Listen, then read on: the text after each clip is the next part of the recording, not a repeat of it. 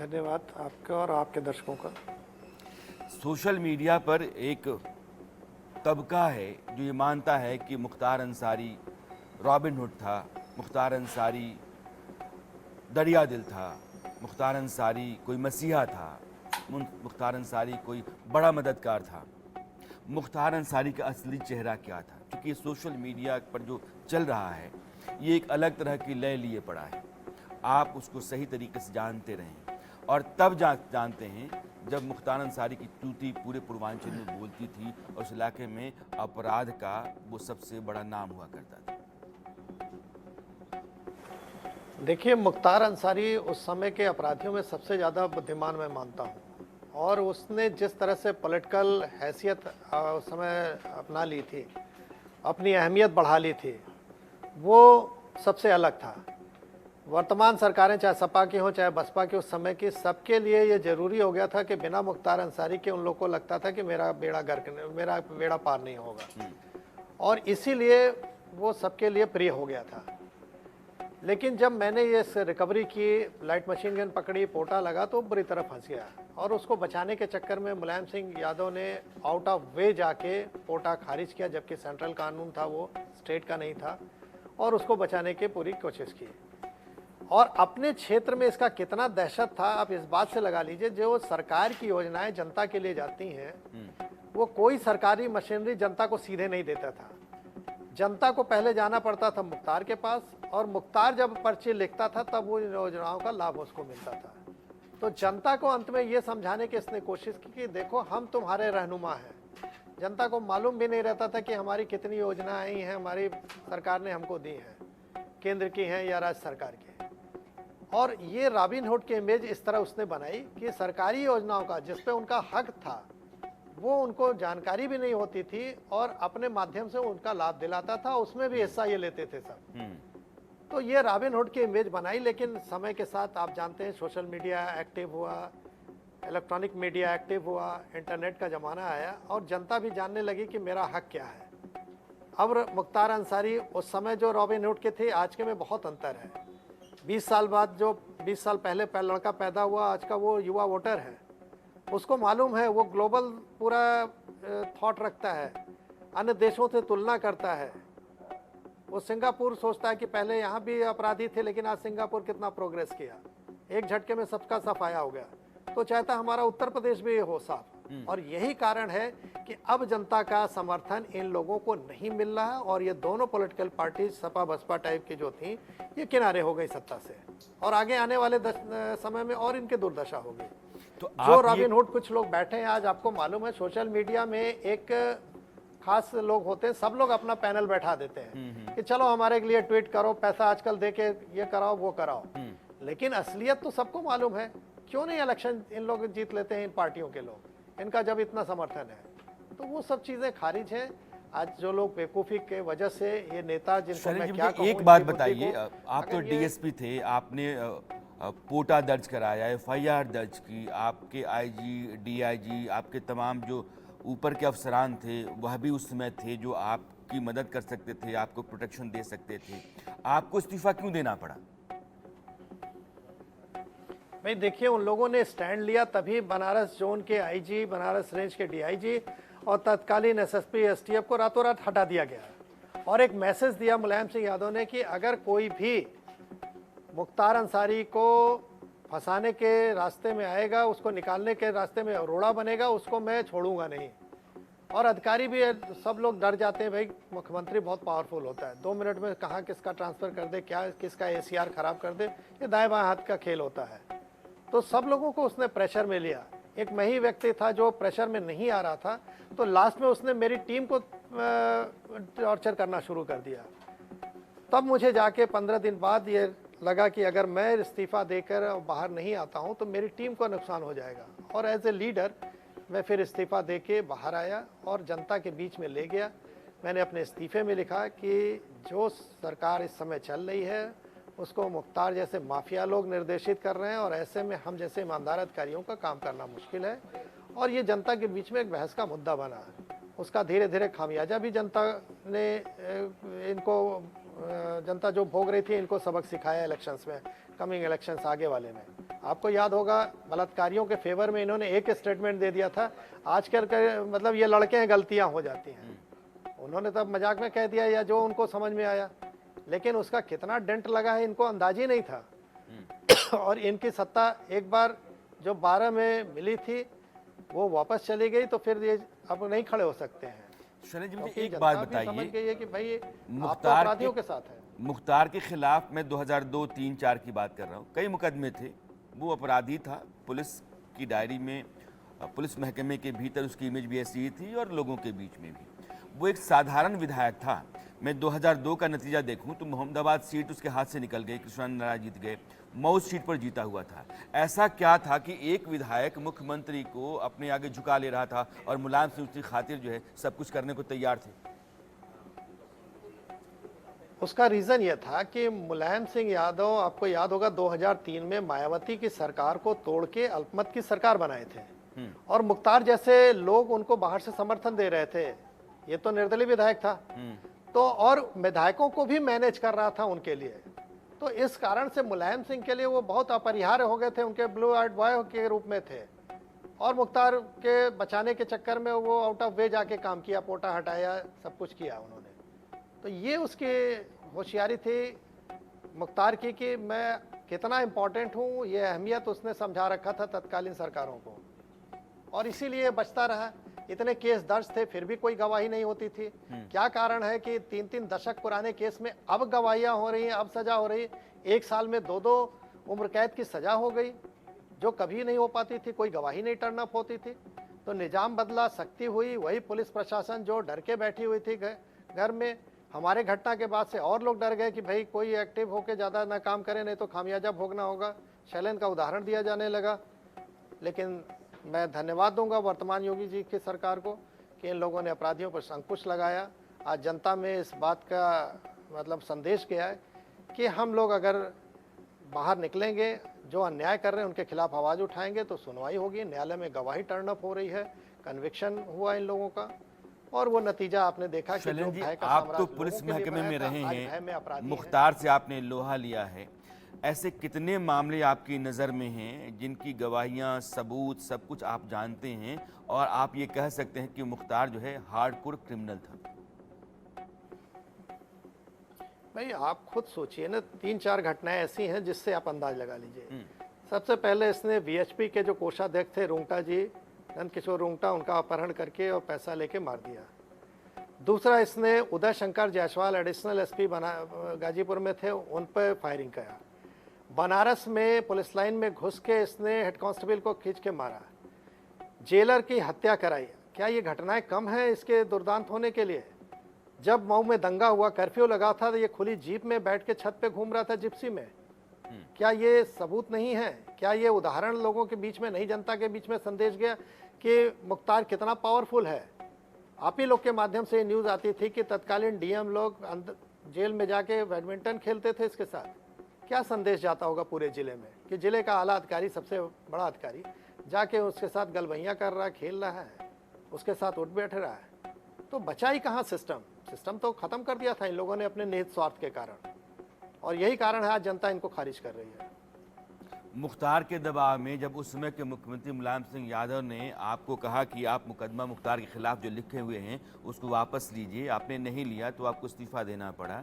इसके बाद आपकी ज़िंदगी कहाँ के खड़ी हो गई? एक वर्दी वाला आदमी जब वर्दी उतार करके समाज के बीच में आ जाता है और वह भी उस तरह के एक अपराधी के मुकाबले, तो फिर ज़िंदगी कहाँ के खड़ा हो जाती है? भाई आप इसी बात से अंदाज लगाइए कि मैं जब इस्तीफा दिया, सरकारी आवास छोड़ा, तो मुझे रहने के लिए सर पे छत नहीं उपलब्ध हो रही थी। कहीं भी किराए का मकान ढूंढूं, सामान रखूं, तब तक वहां धमकाया जाता था उसको, और सवेरे सामान हटाना पड़ता था। मैं कहीं अगर लोन लेने के लिए जाऊं बैंक के पास, तो होता था पे स्लिप नहीं है आपके पास, लोन नहीं मिलेगा। मैं बैंक किसी प्राइवेट कंपनी को ज्वाइन करना चाहूँ तो वहाँ धमकी जाती थी, वहाँ मुझे हटवा दिया जाता था। तो इस तरह से इन लोगों ने प्रताड़ित मुझे किया। मेरे जहाँ भी मैं जाता था तो आगे पीछे चेस करते थे इन लोग, एक्सीडेंट की कोशिश कराते थे, मेरे परिवार पे हमला करने की कोशिश की गई। तमाम शूटर्स की बीच में सूचनाएं मुझ तक आई कि बुलाया गया मुझे मारने के लिए, जिसको मैंने समय रहते उस समय के एडमिनिस्ट्रेशन, उस समय के एसएसपी जो लोग थे, उनको सूचनाएं दी। तो ये सब इन लोगों ने हर हाथ कंडे अपनाए। 2-2 बार मुझे जेल भेजा गया। तो ये सब तो पब्लिक के बीच में है, सब कुछ है। लेकिन मेरा वही मानना है कि जेल जो क्यों जैसा जाना पड़ा? कर्म करता है उसका फल उसके सामने आता है। नहीं, जेल तो एक बहाना होता है कि दिखाने के लिए। मैं डीएम के कार्यालय में गया जन स्टूडेंट के हित के लिए बात करने, तो वहाँ दिखा दिया कि तोड़फोड़ किया, जेल भेज दिया। उत्तर प्रदेश में राज्य सूचना आयोग में गया जनता के हित के लिए बात करने, तो वहाँ तोड़फोड़ दिखा के जेल भेज दिया। तो जेल तो कोई भी बहाना लेके भेज देंगे। और ऐसे अपराधियों के बीच में हमको रखा गया जिनको मैंने हीनियस क्राइम में पकड़ के जेल भेजा था, वहाँ भी अंदर मरवाने की बात थी। वो तो मेरा सौभाग्य था, ऊपर वाले की मेहरबानी थी, लोगों की शुभकामनाएं थी कि मैं आज आप लोग के बीच में जीवित हूँ और बैठ के बात कर रहा हूँ। मैं तो ऊपर वाले में बहुत भरोसा रखता हूँ कि जो जैसा करता है उसका कर्म उसके सामने आता है। मुख्तार ने जिस भय के साम्राज्य से सबको डराया था, आज उसी भय में उसकी जान चलेगी, हार्ट अटैक होगा। और हम लोग आपके बीच में सकुशल बैठे हुए हैं, आप लोग के सबके सहयोग आशीर्वाद से, ऊपर वाले की कृपा से। आप ये कह रहे हैं कि आपको मकान किराए का नहीं मिल पा रहा था, नौकरी जहाँ कहीं भी आप करते थे वहाँ से आपको निकलवा दिया जाता था, आपकी जान के पीछे गुंडे छोड़ दिए गए थे, अपराधी आपके पीछे पड़े रहते थे, जेल में भी डाला गया तो उन लोगों के बीच रखा गया था जिनको आपने हीनस क्राइम के तहत अंदर डाल रखा था। एक दो घटनाएं आप बता सकते हैं जिन घटनाओं से लगा कि आपकी जान फंस गई है या आपकी जान के पीछे लोग पड़े हैं? एक मुझे सूचना आई इलाहाबाद एसओजी की टीम की तरफ से, हमारे लोग थे जानने वाले, उन लोगों ने सूचना दिया कि सर आप कहीं मत निकलिए, कोई बॉम्बे से शूटर मुख्तार ने बुलाया है, उसको एक अंजाम देना है, इलाहाबाद में कोई है, उनकी हत्या करके उसके बाद आपको हत्या करना है। और उसके बाद आपको याद होगा वो हत्याकांड हंडिया थाना क्षेत्र जो इलाहाबाद उस समय होता था, उसमें रेलवे क्रॉसिंग के पास हुआ, मारे गए लोग, एक स्वामी जी। और मुझे भी मारने का प्लानिंग थी, लेकिन मैंने उस समय के तत्कालीन एसएसपी नवनीत सिकेरा जी को ये बात बताई थी और उन्होंने मुझे सजेस्ट किया कि शैलेंद्र जी आप बाहर मत निकलिए, मैं देखता हूँ क्या सिक्योरिटी हो सकती है। तो मैंने कहा सर मैं तो पब्लिक के बीच में काम करता हूँ, मेरा तो बाहर आना जाना लगा रहता है, मैं कभी नहीं बैठा हूँ घर में और न मैं डरा हूँ इन लोग से।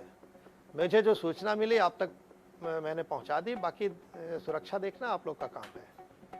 तो ये इस तरह की थी। इसी तरह बनारस में मैं रिज़ाइन करने के बाद जब इंडिपेंडेंट चुनाव लड़ रहा था, तो मैं रात को मीटिंग कोतवाली थाना क्षेत्र में कर रहा था और एक व्यक्ति ने आके कान में कहा कि सर वो अन्नू त्रिपाठी जो मुख्तार का शूटर है वो आपको मारने के लिए आ गया, उस दिखाई दिया है।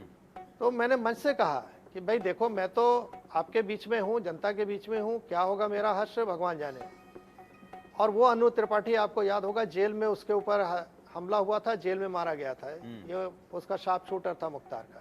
तो ऐसे बहुत से हैं, अब कहाँ तक मैं एक एक चीज़ गिनाऊं, लेकिन इन लोगों ने हर तरह से कोशिश की। कभी कभार आपके जैसे दिलेर लोग जो अपनी ज़िंदगी की फ़िक्र कम करते हैं लेकिन हमेशा परिवार की तो फिक्र रहती है। मेरे ऊपर चाहे जो गुजर जाए लेकिन मेरे परिवार के साथ कुछ ना हो, परिवार को लेकर के इतने लंबे समय तक बहुत चिंता तो बनी रही होगी ना? निश्चित है भाई, आपकी कमजोरी, सभी की कमजोरी उसका परिवार होता है। और मेरे भी परिवार पे इन लोगों ने सब कोशिश की हथकंडे अपनाने की, लेकिन मैं कहा ना कि मैं अपनी तरफ से निश्चिंत था कि मैंने अपने जानबूझ के कभी किसी का बुरा नहीं किया है। जो भी किया मैंने सदिच्छा से किया, अपनी ड्यूटी समझ के किया। और यही कारण है कि इन लोग के लाख चाहने पे भी हमारा कुछ बुरा नहीं हुआ और इन लोगों को अपने कर्मों की सज़ा समय रहते मिल गई। देर जरूर हुआ लेकिन अंधेर नहीं है। ऊपर वाले के न्याय में प्रकृति का न्याय आपके सामने आता है, आपका कर्म लौट के आपके पास आता है। अच्छा करेंगे तो अच्छा मिलेगा, बुरा करेंगे तो बुरा, इतना ही कहना है।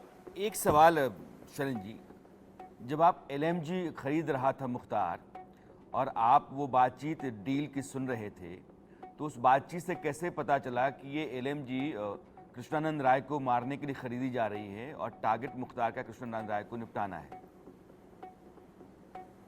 नहीं, उसमें तो स्पष्ट बोला जा रहा था ना कि मुझे अपने विरोधी को मारना है, उसकी गाड़ी बुलेट प्रूफ है राइफल के अगेंस्ट में, और वो कृष्णानंद का नाम लेते थे। वो सब केस डायरी में नोट है, एविडेंस एक्ट के तहत है, क्योंकि शासन के परमिशन से वो मैंने फोन टेप सुन किया था इन लोगों का, तो सब कुछ ऑन रिकॉर्ड है। उसमें तो क्रिस्टल क्लियर था कि ये उनको मारने के लिए लिया जा रहा था। और ये कृष्णानंद जी का उस समय सौभाग्य था कि मैंने पकड़ लिया। उसके बाद लगभग 2 साल उनकी उम्र बढ़ गई, तो लेकिन फिर भी इनके हौसले इतने बढ़े हुए थे कि 2 साल बाद इन लोगों ने मारा उनको। तो क्या बोला जाए इस पे, सब कुछ है, रिकॉर्ड ऑन रिकॉर्ड है। मेरा आखिरी सवाल तो लोग देख सकते हैं इसको। डीएसपी के तौर पे आपने अगर इस्तीफ़ा नहीं दिया होता तो पुलिस महकमे में एक बहुत बड़े ओहदे पर आज की तारीख में आप होते। पिछले 20 साल से आप एक सामान्य ज़िंदगी जी रहे हैं। इस दौरान कितनी मुश्किलें, कितनी मुसीबतें आपने खुद के लिए, परिवार के लिए उठाई। अफसोस तो रहता होगा कि मेरे साथ के लोग कहीं से कहीं पहुँचे हुए हैं, एक आराम की ज़िंदगी और रुतबे की ज़िंदगी जी रहे हैं और मेरे पास वो नसीब नहीं है। देखिए, ये बात सही है, कोई भी सर्विस में आता है तो 30-32 साल के लिए उसकी लाइफ फिक्स हो जाती है और एक अच्छी नौकरी थी, सम्मान की नौकरी थी, सब कुछ ठीक चल रहा था। मैंने कभी नहीं सोचा था कि मुझे बीच में छोड़ के जाना होगा। लेकिन जब मैं बाहर आया तो मैंने उस समय भी मीडिया को बोला था और आज भी बोल रहा हूँ कि मैं बहुत ही पॉजिटिव सोच का आदमी था। मैंने कहा ठीक है, ऊपर वाले ने जब तक हमें यहाँ नियत किया था, मैं अपनी ड्यूटी सही तरीके से कर सका तब तक मैंने किया। अपनी सैलरी को जस्टिफाई कर सकता था, वो किया मैंने।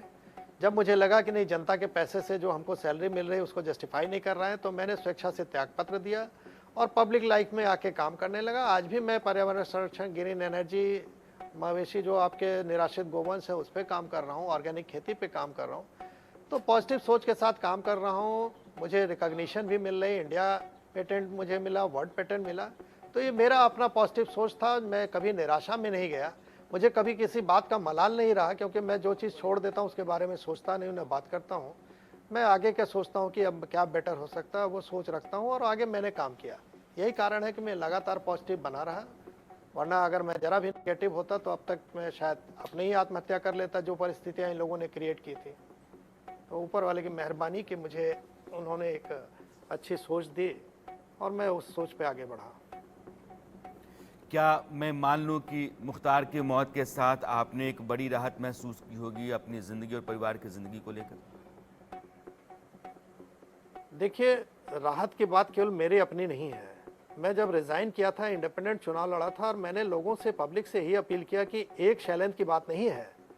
अगर आप केवल कोने में जाके बटन दबाते हैं, गुप्त मतदान करते हैं, केवल आप और आपकी आत्मा देख रही है, जहां आपको शैलेंद्र की तरह सड़क पर लड़ना नहीं है, न जान जोखिम में डालना है, न परिवार की जान जोखिम में डालना है, अगर आपने वहां सही निर्णय ले लिया तो सब कुछ बदल जाएगा।